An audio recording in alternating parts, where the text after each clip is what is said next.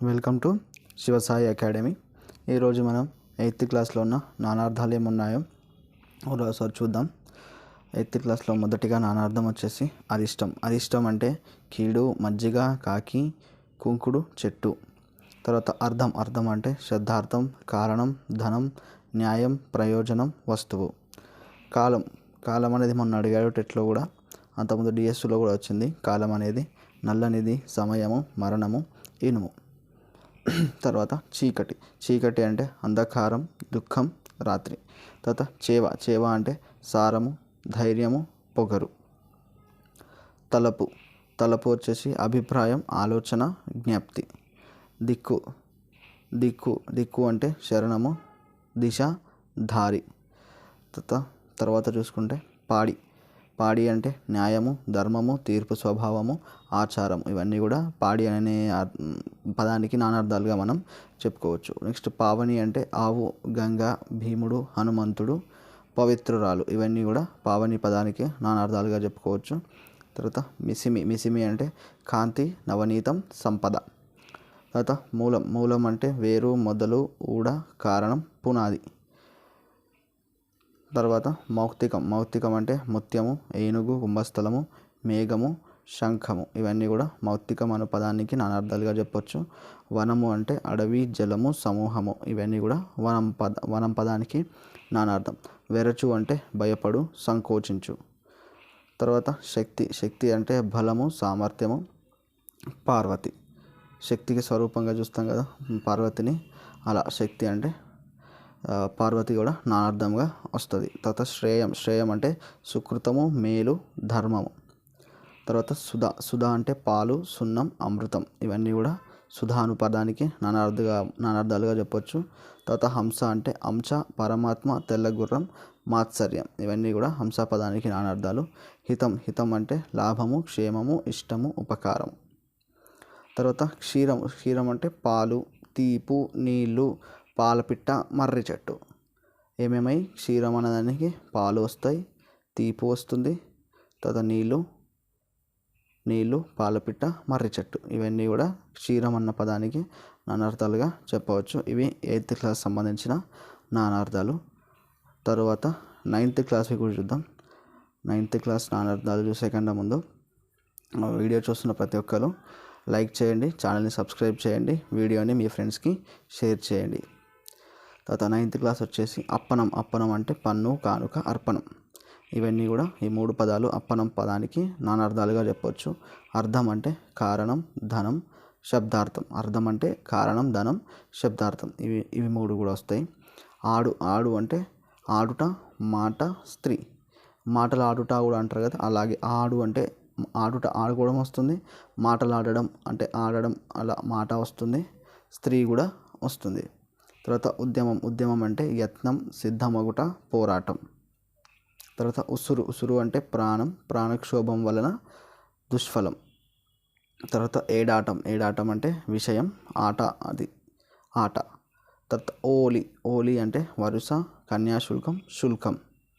ఈ మూడు కూడా ఓలి అన్న పదానికి నానార్థాలుగా మనం చెప్పుకోవచ్చు. తర్వాత కళ అంటే చంద్రకళ, రాగం, శిల్పుల నైపుణ్యం. తర్వాత కాక. కాక అంటే వేడిమి. మన దగ్గర మన తెలంగాణ ప్రాంతంలో బాబాయిని కూడా కాక అని కూడా పిలుస్తారు కదా, అలా వేడిమి అంటే కాక మీద ఉన్నాడు అంటారు కదా, అలా వేడిమి. తర్వాత కాక అంటే చిన్న అన్న కూడా వస్తుంది. అలా కాకుండా, ఇలా కాకుండా కాక అంటాం కదా, అలా కాకుండా అని కూడా వస్తుంది. తర్వాత కాలం అంటే ఇంతకుముందు 8th క్లాస్లో చూసినాం మనం. సమయం, నలుపు, చావు, తాడి. ఒకటి తాడి అన్న పదం 8thలో తాడి అనేది ఉండదు. 9th వచ్చేసరికి తాడి అన్న పదం ఒకటి ఎక్స్ట్రా అవుతుంది. కాలానికి నా అర్థంగా సమయము, నలుపు, చావు అనేది 8th క్లాస్లో వచ్చేసింది. బట్ ఈ తాడి ఒకటి ఈ తరగతిలో ఎక్స్ట్రాగా యాడ్ అవుతుంది. తర్వాత కాలం అయిపోయింది. కాలు. కాలు అంటే పాదము, పాతిక, అంటుకొను, 4వ వంతు కూడా అనొచ్చు. కాలు అంటే కాలుడు అంటే యముడు, శివుడు, శని. యముణ్ణి మహాకాలుడు అని, యముణ్ణి కాలుడు అంటారు, అదే శివుణ్ణి కూడా కాలుడు అంటాడు. తర్వాత శనిని కూడా కాలుడు అని అంటారు. కావు అంటే రక్షించు, కాకధ్వని, అనకరణ. ఇవన్నీ కూడా కావు అనే పదానికి నానార్థంగా వస్తుంది. కృషి అంటే వ్యవసాయము, పని, ప్రయత్నము. తర్వాత కేరడం. కేరడం అంటే ఉపేక్ష, తిరస్కారం, వంకర మాట. కేసరి. కేసరి అంటే సింహము, గుర్రము, శ్రేష్ఠుడు. ఇవి 3 కూడా ఇలా కూడా అడగచ్చు. సింహం అని ఇచ్చి ఈ 3 కూడా అడగచ్చు. డైరెక్ట్ కేసరి అని ఇవ్వకపోవచ్చు. ఒక్కొక్కసారి సింహం అని ఇచ్చి కూడా నానార్థం అడగచ్చు. సింహం అంటే కూడా ఏమొస్తాయి? గుర్రం వస్తుంది, శ్రేష్ఠుడు వస్తుంది, కేసరి. ఈ 3 కూడా సింహానికి నానార్థాలుగా మనం చెప్పుకుంటాం. తర్వాత ఇటు పక్కన వస్తే పంచ. పంచ అంటే 5. గృహ, పార్శ్వ ప్రదేశము, ఆశ్రయము. 5 అంటే పంచ అంటాం కదా. మా పంచన చేరాడు అంటే ఆశ్రయం కోసం కూడా పంచన చేరాడు అంటారు కదా. అలా గృహ పార్శ్వ ప్రదేశాన్ని కూడా పంచ అని పిలుస్తారు. పాండువు అంటే తెలుపువు, ఒక రోగము. తర్వాత బతుకు అంటే జీవితము, ఆధారము. బలం అంటే సైన్యము, శక్తి. శక్తి, సైన్యం 2 కూడా ఈ బలానికి నానార్థంగా చెప్పుకోవచ్చు.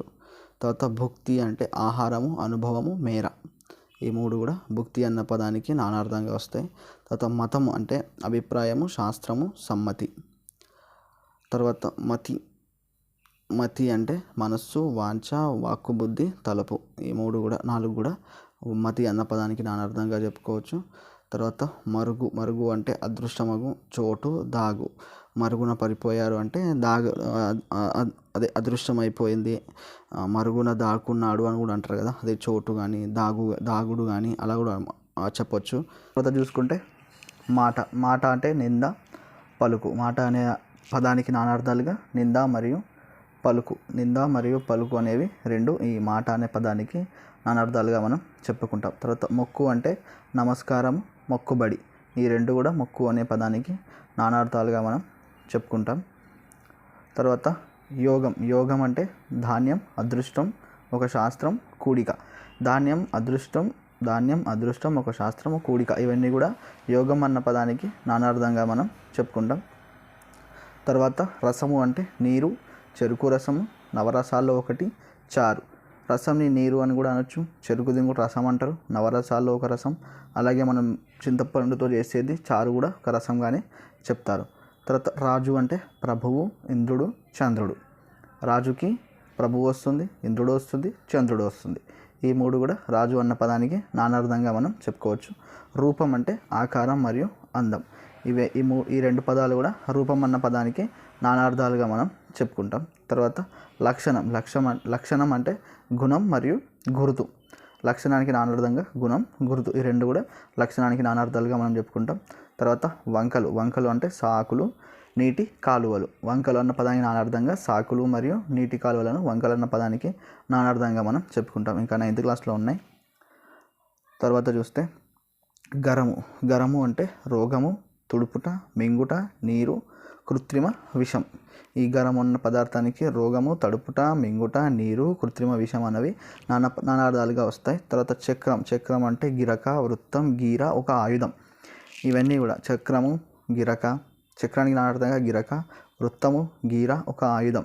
ఈ 4 కూడా చక్రం అన్న పదానికి నానార్థాలుగా వస్తాయి. తర్వాత చారు. చారు అంటే అందము, చింతపండుతో చేసిన రసం. ఇంతకుముందు చెప్పుకున్నాక చారు అని. రసం అన్నదానికి నానార్థంగా ఇక్కడ వచ్చింది. ఇది ఇక్కడ చూడండి, రసం అన్న పదానికి చారు అని వచ్చింది. ఇక్కడ కూడా చారు అంటే ఈ చింతపండుతో చేసిన రసం ఒకటి వస్తుంది మరియు అందం కూడా వస్తుంది. తర్వాత చీర. చీర అంటే నారచీర, గోచి, జుట్టు, రేఖ. చీర అన్న పదానికి నారచీర వస్తుంది, గోచి వస్తుంది, జుట్టు వస్తుంది, రేఖ వస్తుంది. ఈ 4 పదాలు చీర అన్న పదానికి నానార్థాలుగా వస్తాయి. చుక్క. చుక్క అంటే నక్షత్రం, బిందువు, బొట్టు. చుక్క అన్న పదానికి నానార్థాలుగా నక్షత్రము, బిందువు, బొట్టు. ఇక్కడ చుక్క అని అడుగుతాడేమీ లేదండి. ఇక్కడ బిందువు అని ఇచ్చి కూడా ఈ 4 అడగచ్చు. అంటే నక్షత్రం అని ఇచ్చి కూడా అడగచ్చు. అలా కూడా చూసుకోండి. తర్వాత చెలువు. చెలువు అంటే అందము, మనోహరము, విధము. ఈ 3 కూడా చెలువు అన్న పదానికి నానార్థంగా వస్తాయి. తర్వాత తత్వము. తత్వం అంటే నిజస్థితి, మనస్సు, స్వభావం. నిజస్థితి, మనస్సు, స్వభావం అనేవి తత్వం అన్న పదానికి నానార్థాలుగా వస్తాయి. తృష్ణ. తృష్ణ అంటే అత్యాశ మరియు ధూప. తృష్ణ అన్న పదానికి అత్యాశ మరియు ధూప అనేవి నానార్థాలుగా వస్తుంది. దండం అంటే కర్ర, నమస్కారం. కర్రదండం కూడా అంటాం కదా మనం. దండం అంటే కర్ర వస్తుంది, దండం పెట్టడంలో దండం అంటే నమస్కారం కూడా వస్తుంది. ఇంకా ద్రవ్యం అంటే ధనం, ఇత్తడి, లక్క, ఔషధం. ధనం, ఇత్తడి, లక్క, ఔషధం అనేవి ద్రవ్యం అన్న పదానికి నానార్థాలుగా మనం చెప్పుకోవచ్చు. ధర అంటే నేల, వెల, మెదడు. ధర అంటే నేల వస్తుంది, వెల వస్తుంది, మెదడు కూడా వస్తుంది. తర్వాత చూసుకుంటే ధర్మం. ధర్మం అంటే పుణ్యం, న్యాయం, యాగం. ఈ పుణ్యం, న్యాయం, యాగం మూడు కూడా ధర్మం అన్న పదానికి నానార్థాలుగా మనం చెప్పుకుంటాం. తర్వాత ధార. ధార అంటే ప్రవాహము, పరంపర. ధార అంటే ప్రవాహము మరియు పరంపర. ధ్వాంసము అంటే కాకి, కొంగ, జలచర, పక్షి. ధ్వాంసం అన్నదానికి నానార్థంగా కాకి, కొంగ, జలచర, పక్షి. ఈ మూడు కూడా ధ్వాంసం అన్న పదానికి నానార్థాలుగా వస్తాయి. తర్వాత నందన. నందన అంటే కుమార్తె వస్తుంది, ఒక సంవత్సరం కూడా వస్తుంది, ఒక నందనం అని కూడా అంటారు, అదే కుమార్తె కూడా అనొచ్చు. తర్వాత ఇంకా వంశం. వంశం అంటే కులం, పిల్లన గ్రోవి. వంశం అన్న పదానికి నానార్థంగా కులం మరియు పిల్లన గ్రోవి రెండు కూడా వంశం అన్న పదానికి నానార్థం వస్తాయి. వాగ్మి అంటే ఉపన్యాసకుడు, చిలుక. ఈ రెండు కూడా వాగ్మి అన్న పదానికి నానార్థాలుగా. వాయి అంటే కోన, నోరు, వాదర. కోన, నోరు, వాదర అన్నవి ఈ వాయి అన్న పదానికి నానార్థాలుగా వచ్చేస్తాయి. తర్వాత వాహిని అంటే నది, సైన్యం. వాహిని అంటాం కదా, వాహిని అని ఎక్కడంటే మనం 4th క్లాస్లో ఉత్తర వాహిని అని అది గోదావరిని విన్నాం కదా, గోదావరి ఉత్తర వాహిని అని కూడా అంటారు. అలా ఇక్కడ వాహిని అంటే గోదావరి నది అని, అలాగే సైన్యాన్ని కూడా మనం వాహిని అని కూడా పిలుచుకోవచ్చు, నానార్థంగా పిలుస్తారు. తర్వాత విధి అంటే దాత, కాలం, పని, భాగ్యం. విధి అనడానికి దాత, కాలం, పని, భాగ్యం అనే నాలుగు కూడా విధి అన్న పదానికి నానార్థాలుగా వస్తాయి. తర్వాత విషం అంటే గరళం, జలం. విషం అంటే గరళం, జలం. ఇప్పుడు శివుడికి విషం తాగింది కాబట్టి గరళకంఠుడు అంటారు, అది కూడా కొంచెం లిక్విడ్ ఫామ్లో ఉంటుంది కాబట్టి అలా జలం కూడా అనుకోవచ్చు. తర్వాత వెలవు అంటే దైవం, జోస్యం. వెలవు అనేదానికి దైవం, జోస్యం. ఈ రెండు కూడా వెలవు అన్న పదానికి నానార్థాలుగా వస్తాయి.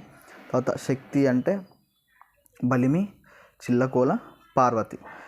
బలిమి, చిల్లకోల, పార్వతిని ఈ మూడు పదాలు కూడా శక్తి అన్న పదానికి నానార్థాలుగా మనం చెప్పుకుంటాం. తర్వాత సంతానం అంటే బిడ్డ, ఒక కల్పవృక్షం, కులం. సంతానం అన్న పదానికి నానార్థాలుగా బిడ్డ, ఒక కల్పవృక్షము, కులము. ఇవి మూడు కూడా బిడ్డ, సంతానం అన్న పదానికి నానార్థాలుగా చెప్పొచ్చు.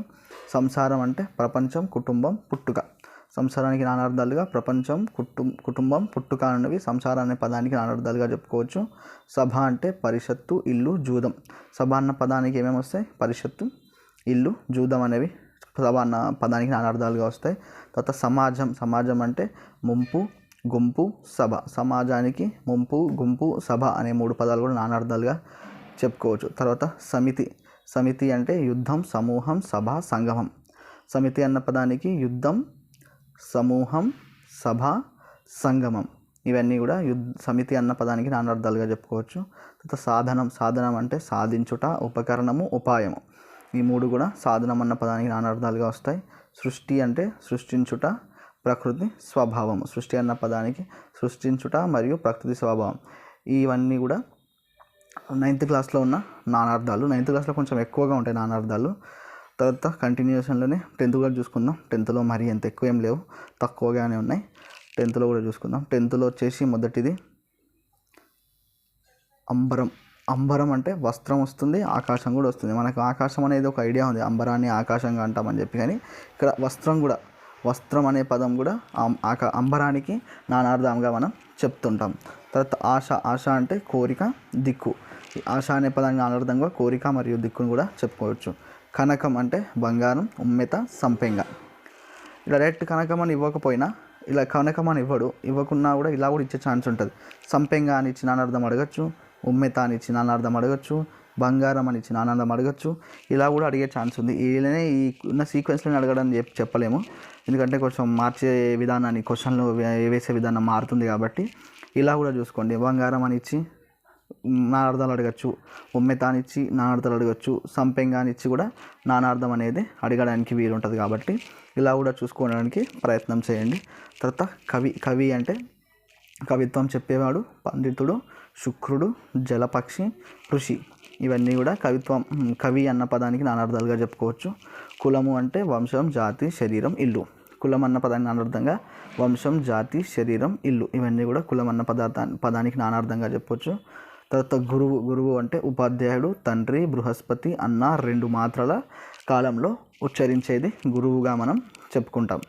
తర్వాత ఘనము అంటే మేఘము, ఏనుగు, కఠినము, గొప్పది, గట్టి అన్న ఈ 5 పదాలకి ఘనం అన్న ఘనానికి నానార్థంగా ఈ 5 పదాలను ఏవేవి మేఘము, ఏనుగు, కఠినము, గొప్పది, గట్టి అన్నవి 5 కూడా నానార్థాలుగా చెప్పుకోవచ్చు. తర్వాత చిత్రము అంటే అద్భుత రసము, ఆశ్చర్యము, చిత్తరువు, చమత్కారము, ఇవన్నీ కూడా చిత్రం అన్న పదానికి నానార్థం. జీవనము అంటే బ్రతుకు, నీళ్ళు, గాలి, ప్రాణం. బ్రతుకు, నీళ్ళు, గాలి, ప్రాణం అన్నవి జీవనం అన్న పదానికి నానార్థాలుగా చెప్పుకుంటాం. తర్వాత పణం అంటే పందెం, కూలి, వెల, ధనం, ఇవన్నీ కూడా పణం అన్న పదానికి నానార్థాలుగా చెప్పుకుంటాం. తర్వాత పేరు అంటే నామధేయము, కీర్తి, అధికము, హారము. పేరు అన్న పదానికి నామధేయము, కీర్తి, అధికము, హారం అనేవి పేరు అన్న పదానికి నానార్థాలుగా మనం చెప్పుకుంటాం. ఇంకా బాష్పము అంటే కన్నీరు,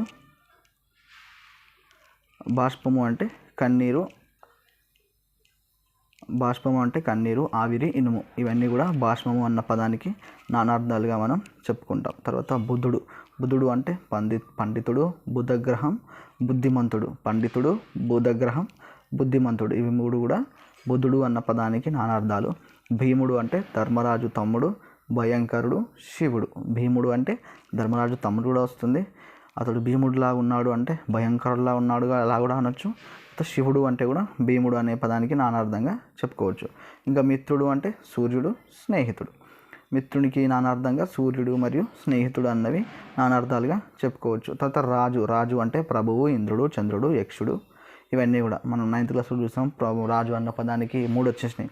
ప్రభువు, ఇంద్రుడు, చంద్రుడు అనేవి 9th క్లాస్లో చూసినాం. ఒకటి యక్షుడు అనేది ఎక్స్ట్రా ఉంది 10th క్లాస్ వచ్చేసరికి, ఇది కూడా చూసుకోండి. తర్వాత వర్షము అంటే వాన, సంవత్సరము, దేశము. ఈ వాన, సంవత్సరం, దేశం, ఈ 3 కూడా వర్షం అన్న పదానికి నానార్థంగా మనం చెప్పుకుంటాం. తర్వాత సాహిత్యం అంటే కలయిక మరియు వాగ్మయం అనేవి 2 కూడా సాహిత్యానికి నానార్థంగా మనం చెప్పుకుంటాం. తర్వాత సిరి అంటే సంపద, లక్ష్మి, ఈ 2 కొంచెం ఈజీనే మనకి తెలిసినవే కదా. ఈ సిరి మరియు సంపద అనేవి కొంచెం తెలిసినవే, కొంచెం ఈజీగా గుర్తుంచుకోనికి. సిరి అనేదానికి సంపద, లక్ష్మి వస్తాయి. ఇలాంటివి అడగడండి, కొంచెం డిఫరెంట్గా ఉన్నాయి, కొంచెం కొత్తగా ఉన్నాయి మాత్రమే అడుగుతాడు. ఇలా ఈజీగా ఉన్నాయి కాకుండా కొంచెం డౌట్గా, కొంచెం క్లారిటీ లేకుండా, కొంచెం టఫ్గా ఉన్నాయి అలాంటివి చూసుకోండి. అంటే మనం ఎప్పుడూ వినని అడుగుతూ ఉంటాడు, అలాంటివి చూసుకునే ప్రయత్నం చేయండి. తర్వాత స్కందము అంటే కొమ్మ, ప్రకరణం, సమూహం, శరీరం, ఇవన్నీ కూడా స్కందం అన్న పదానికి నానార్థాలుగా చెప్పుకోవచ్చు. తర్వాత హరి అంటే విష్ణువు, ఇంద్రుడు, గుర్రము, దొంగ, సింహం, కోతి. ఈ హరి అన్న పదానికి ఇవన్నీ కూడా విష్ణువు, ఇంద్రుడు, గుర్రము, దొంగ, సింహము, కోతి అన్నవి నానార్థాలుగా మనం చెప్పుకోవచ్చు. క్షేత్రము అంటే చోటు, పుణ్యస్థానము, భూమి, శరీరము. ఈ యొక్క క్షేత్రం అన్న పదానికి ఇవి 4 కూడా నానార్థాలుగా వస్తాయి. ఇది 10th క్లాస్లో ఉన్న నానార్థాలు మరియు 9th క్లాస్లో ఉన్న నానార్థాలు, అలాగే 8th క్లాస్లో ఉన్న నానార్థాలు. Already 6th class, 7th class నానార్థాలు వీడియో చేయడం జరిగింది, అప్లోడ్ చేయడం జరిగింది. అది కూడా చూడలేని వారు చూడండి. నేను కూడా లాస్ట్లో పెడతాను, వీడియో ఎండింగ్లో పెడతాను, మళ్ళీ ఐకార్డ్స్లో కూడా పెడతాను. చూడని వాళ్ళు అది కూడా చూడండి. ఇవి 3 ఒకటే దగ్గర ఉంటే ఎట్లా అంటే మనకు ఒకే దగ్గర చూసుకోవడానికి వీలు ఉంటుందని చెప్పి ఇవన్నింటిని కలిపి ఒక దగ్గరే చెప్పడం జరిగింది. Thank you for watching.